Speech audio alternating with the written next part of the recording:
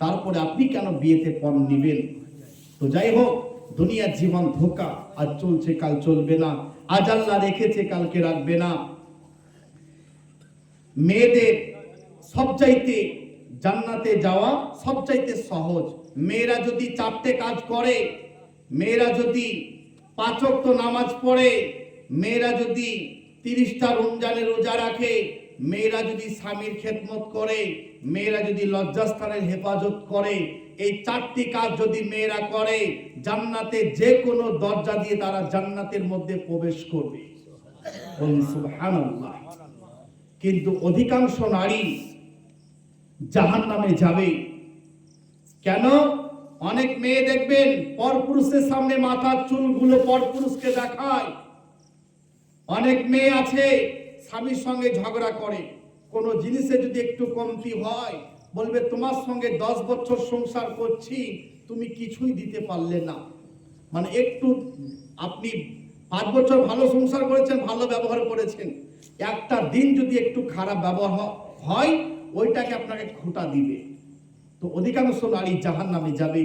তাই আমার মা বোনদিকে বলবো যে আপনারা আপনার স্বামীদের সঙ্গে ভালো আচরণ ব্যবহার করবেন এবং 5 ওয়াক্ত নামাজ পড়বেন। কেন বেপরদায় চলবেন? আপনি পর্দার মধ্যে চলবেন। দুনিয়া জীবন ধোঁকা। অনেক ছেলে মেয়ে লেখাপড়ার নাম করে, অনেক ছেলে মেয়েকে দেখবেন লেখাপড়ার নাম করে তাদেরকে পার্কে দেখা যায়। পার্কে মদের আসর চলছে, নারী পুরুষের অবৈধ মিলামিশা চলছে, ব্যভিচার চলছে, কত অন্যায় অত্যাচার দুর্নীতি চলছে। তারা সমাজের ভালো কি করে করবে? আল্লাহ কোরআনের মধ্যে বলেছে, ওয়ালা তাকরাবু জিনা ইন্নাহু কানা ফাইসাতান ওয়া সাআ সাবিলা। 15 পারা সূরা বনী ইসরাইল। আল্লাহ বলছে তোমরা ব্যভিচারের নিকটেতে যেও না। যে কাজ করলে যেখানে দাঁড়ালে ব্যভিচার হতে পারে তার ধারে পাশে যেও না। সেই কারণে যে ঘাটে মেয়েরা গোসল করবে সে ঘাটে বেটা ছেলেরা গোসল করতে পাবে না।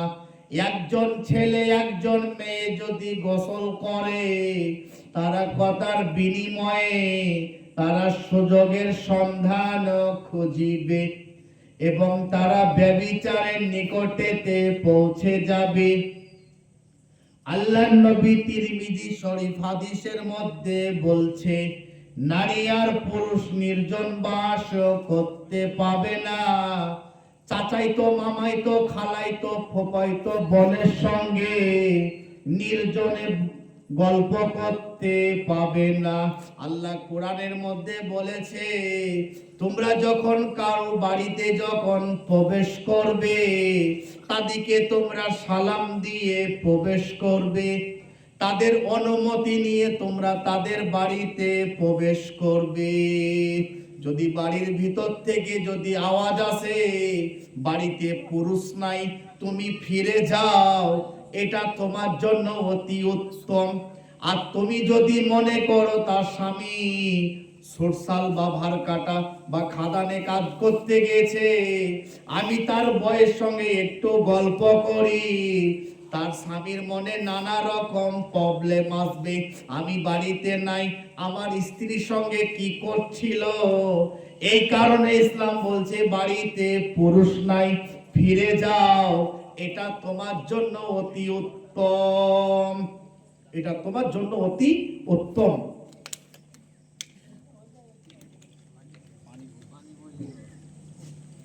পানি পড়ছে কেন? জি আলহামদুলিল্লাহ। ইউসুফ নবীকে যখন জুলাইকা বলছে ওয়াকালাত হাইতালাক, আমি তোমাকে ভালোবাসি, তুমি আমাকে ভালোবাসো। কাকে বলছে? ইউসুফ নবীকে। কে বলছে? জুলাইখা। ইউসুফ আলাইহিস সালাম কে বলছে আমি তোমাকে ভালোবাসি, তুমি আমাকে ভালোবাসো। ইউসুফ নবী তার ইশারা বুঝতে পারছে না, তখন জুলাইখা অন্দর ঘরের মধ্যে নিজে বিবস্ত্র হয়ে নিজের শরীরটাকে ইউসুফ নবীর সামনে তুলে ধরেছে। ইউসুফ নবী বলছে ওয়ালাকাদ হাম্মাদ বি ওয়া হাম্মা বিহা, মনে হচ্ছে আমি যেন তাকে ধরি, সে যেন আমাকে ধরে। লাউলা আরা বুরহানা রব্বি, আমি যদি রবের নিদর্শন যদি না দেখিতাম, আমি জুলাইখার প্রেমেতে ফেসে যেতাম। কিন্তু আমার আল্লাহ আমাকে হেফাজত করেছে। বলুন সুবহানাল্লাহ। আল্লাহ হেফাজত করেছে। তাই কেউ দেখুক আর না দেখুক, আমি আমার আল্লাহকে ভয় করি। একটা কথা মনে রাখবেন, একটা ছেলেকে মানুষ করতে গেলে তার মা বাপকে 20 বছর লেগে যায়, না কি বলছেন? একটা ছেলেকে মানুষ করতে গেলে তার মা বাপকে 20 বছর লেগে যায়, তারপরে সন্তানটা মানুষের মতো মানুষ হতে পারে না। তারপরে কেন মেয়েরা পর্দা করছে না? এর জন্য তাই শুধু মেয়েরা নয়, তার বাড়ির গার্জেন কাল কিয়ামতের দিনে আল্লাহ তাদেরকে ছেড়ে কথা বলবে না। বলবে তুমি বাড়ির গার্জেন হয়ে তোমার স্ত্রী কেন বেপরদায় চলেছে, তুমি বাড়ির গার্জেন হয়ে তোমার মেয়ে কেন বেপরদায় চলেছে। শুধু মেয়েদিকে খারাপ বললে হবে না। অনেক মেয়ে আছে, অনেক মেয়ে পর্দা করতে চায়, অনেক মেয়ে বোরখা পরতে চায়, কিন্তু তার স্বামী বলবে পর্দা করে কি করবি, 70 বছর 80 বছর হবে তখন পর্দা করবি। শাশুড়ি বলবে পর্দা করে কি হবে, এখন মডার্ন যুগ। তো আপনার স্ত্রীকে কেন আপনি বেপরদায় মানুষের সামনে স্থাপন করবেন? তো দুনিয়ার জীবন ধোঁকা, আজ চলছে কাল চলবে না। যেটা বলছিলাম যে আমরা সবাই মা বাবার সঙ্গে ভালো ব্যবহার করব, বলুন ইনশাআল্লাহ। এখন দেখবেন মা বাপের যদি বয়স হয়ে যায়, মা বাপকে ইমাম সাহেবের মতো পালির ভাত খেতে হচ্ছে, না কি বলছেন? মানে মা বাপ এত বোঝা হয়ে দাঁড়িয়েছে সমাজে, বুঝলেন? সবকে ভাত দিতে পারছে, কিন্তু মা বাপের বয়স হয়ে গেলে আর ভাত দিতে পারছে না। মানে ইমাম সাহেবের মতো পালির ভাত খেতে হচ্ছে।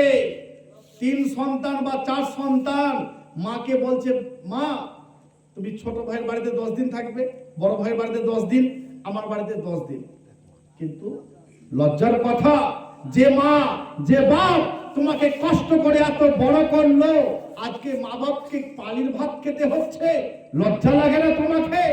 তুমি সাহস করে বলতে পারলে না যে আমার মা বাপ দুনিয়াতে যতদিন থাকবে আমার সঙ্গে থাকবে? এই কথা কেন বলতে পারলেন না?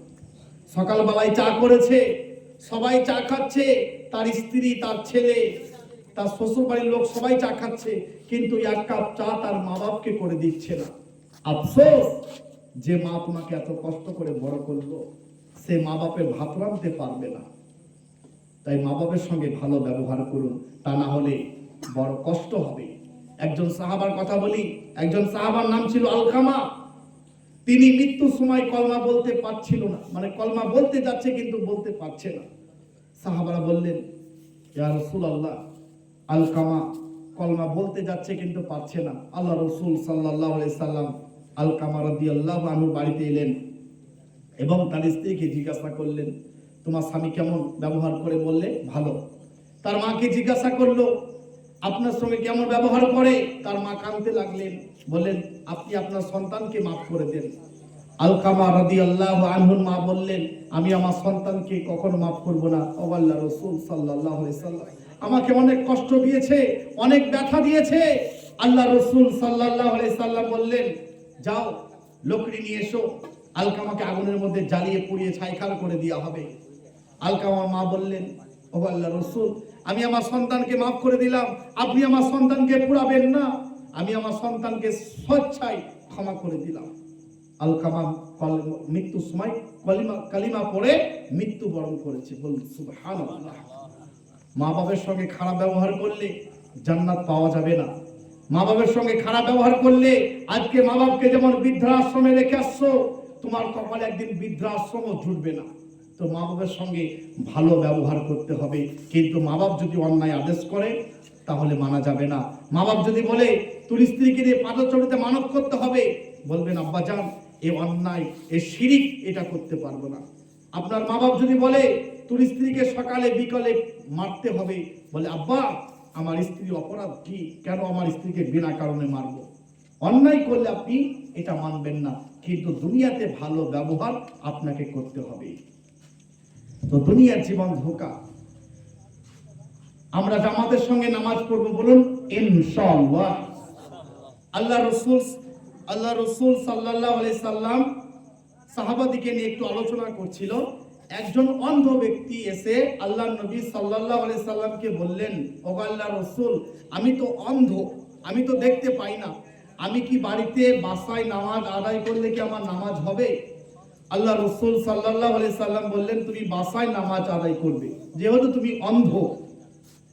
তারপর লোকটা যখন চলে যাচ্ছিল, আল্লাহ রসুল সাল্লাল্লাহু আলাইহি সাল্লাম বললেন, ফিরে এসো। বললে, তুমি কি মুয়াজ্জিন যখন আজান দেয় তোমার কানে কি আজানের আওয়াজ যায়? বললে, জি। আল্লাহ রসুল সাল্লাল্লাহু আলাইহি সাল্লাম বললেন, তাহলে তোমাকে মসজিদে হামা গুড়াও দিয়ে মসজিদে নামাজ আদায় করতে হবে, বা একটা দড়ি বেঁধেও ওই দড়ি ধরে মসজিদে নামাজ আদায় করতে হবে। তার মানে জামাতের গুরুত্ব। আল্লাহ রসুল সাল্লাল্লাহু আলাইহি সাল্লাম বলতেন, যারা বিনা কারণে, যারা বিনা অজুহাতে যারা বাড়িতে নামাজ আদায় করে, আমার ইচ্ছা হয় যুবক দিকে বলে ওই ঘরটাতে আগুন দিয়ে ঘরটাকে জ্বালিয়ে পুড়িয়ে ছাইখার করে দিই, কিন্তু একটা কারণে করি না, সেটা হচ্ছে বাড়িতে মহিলারা, মেয়েরা থাকে, বাচ্চারা থাকে, এর জন্য আমি বলি নাই। তার মানে আমার নবীর কিন্তু উদ্দেশ্য কিন্তু আগুন লাগার উদ্দেশ্য নয়, না কি বলছেন? উদ্দেশ্য হচ্ছে জামাতের গুরুত্ব, মসজিদের জামাতের গুরুত্ব। আচ্ছা বলুন তো, আপনি আমি যদি বাসায় নামাজ আদায় করি, আপনি বাসায় নামাজ আদায় করছেন, আমি বাসায় নামাজ আদায় করছি, তাহলে মসজিদের কি প্রয়োজন, না কি বলছেন? মসজিদ তো ইবাদতের জন্য বানিয়েছেন। হ্যাঁ, কোনো বিশেষ কারণে হয়তো আপনি যেতে পারছেন না, অসুস্থ, না জি, আপনি অসুস্থ, হয়তো যেতে পারছেন না, সেটা আলাদা বিষয়। কিন্তু আমাদের মসজিদে যাওয়ার জন্য মোটরসাইকেল, সাইকেল, কত রকম ব্যবস্থা আছে, তারপরে আমরা জামাতের সঙ্গে নামাজ পড়তে চাই না। তো মসজিদে নামাজ আদায় করব, এবং স্ত্রীদের সঙ্গে ভালো আচরণ ব্যবহার করতে হবে। কেন? একবার ওমর রাদিয়াল্লাহু আনহু, তিনি মানে তার কাছে, ওমর রাদিয়াল্লাহু আনহুর কাছে একটা মেয়ে ছেলে পর্দার আড়াল থেকে এসে বলল, আমিরুল মুমিনিন। আর আপনারা 10 মিনিট বসবেন, কোনো একটাই 12টায় ইনশাআল্লাহ দোয়া হবে। হ্যাঁ, 10 মিনিট বসবেন, বেশি আপনাদেরকে বিরক্ত করবো না। একটু যাই শুনেছেন আলহামদুলিল্লাহ আমল করুন, ইনশাআল্লাহ এটাই যথেষ্ট। দোয়াটা হবে ইনশাআল্লাহ, 10 মিনিট দাঁড়াবেন।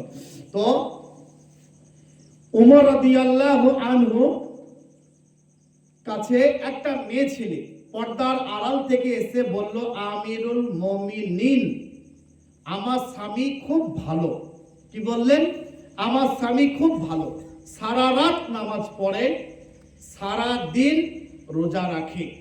মেয়েটি যখন বলে চলে গেল, ওমর রাদিয়াল্লাহু আনহু বললেন, বাহ, মেয়েটি তো খুব ভালো, তার স্বামীর প্রশংসা করে গেল।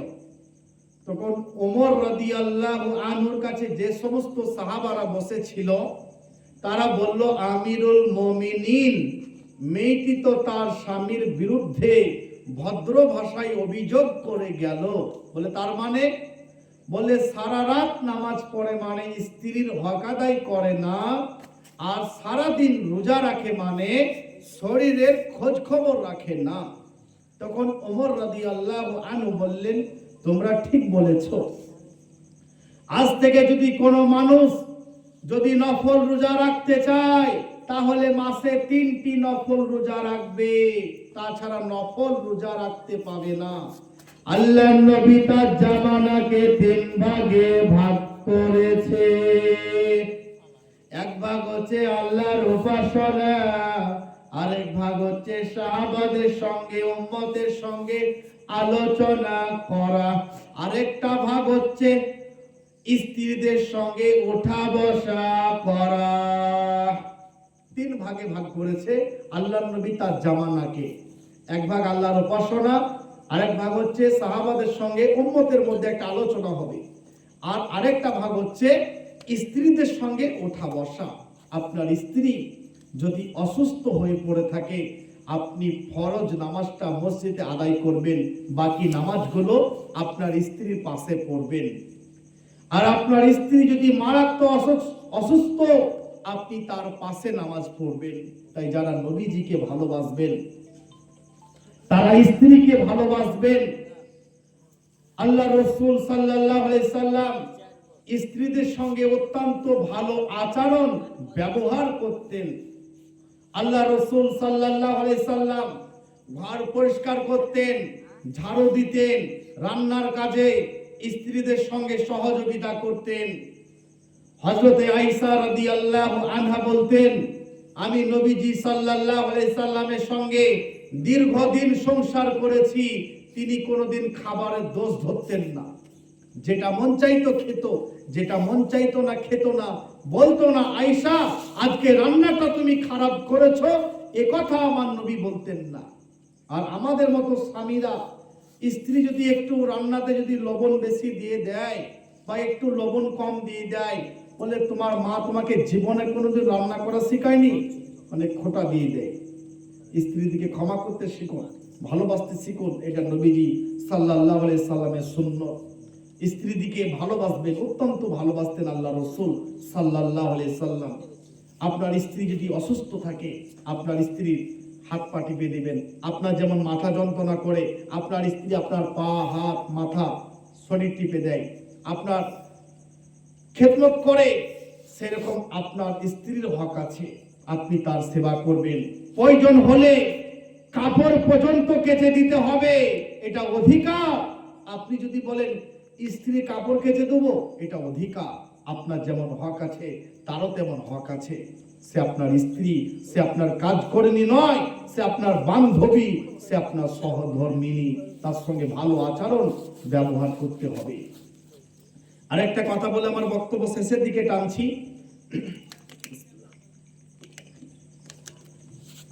আল্লাহ রাসূল সাল্লাল্লাহু আলাইহি সাল্লাম জন্মগ্রহণ করেছে রবিউল আউয়াল মাসে, কি বলছেন? তবে আলেমদের মধ্যে ইখতিলাফ আছে, মত পার্থক্য রয়েছে।